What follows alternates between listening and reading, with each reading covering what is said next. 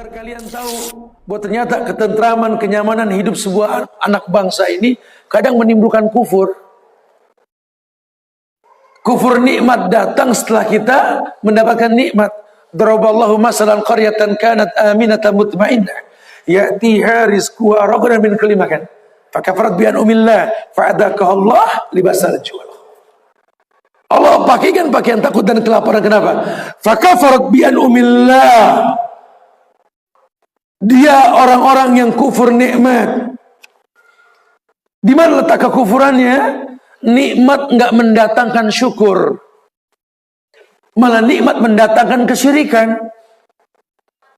Lawang hasil laut berlimpah, bukan bersyukur, adakan sedekah untuk orang miskin, kalau perlu menyumbang kota sebelah dengan ikan yang dia dapat dari laut, ini malah sedekah laut. Kan syirik. Dibelain sama pentolan ormas Islam di Jogja, no.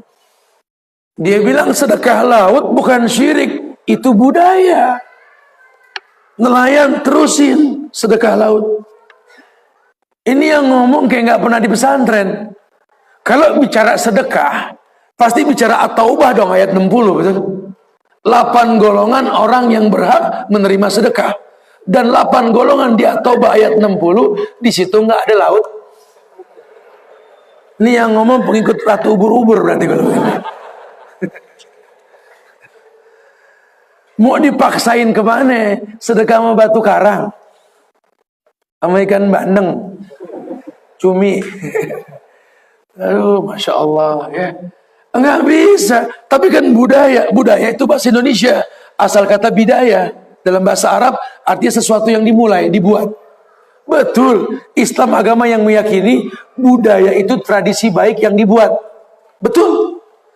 Tapi tradisi bisa hilang kalau syariat datang. Syariat inilah yang Allah turunkan untuk kemaslahatan umat. Maka kalau datang Quran dan Sunnah, batallah tradisi dengan sendirinya. Harusnya begitu. Kalau tidak ada Quran dan Sunnah, adat menjadi hukum.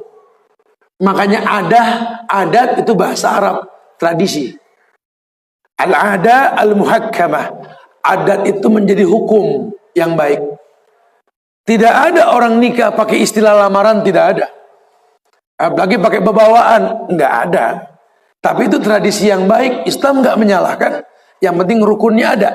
Jelas, dia mau nikah, ada pengantinnya, ada saksinya, kemudian ada walinya, ada maharnya. Masya Allah, terjadi pernikahan. Betul.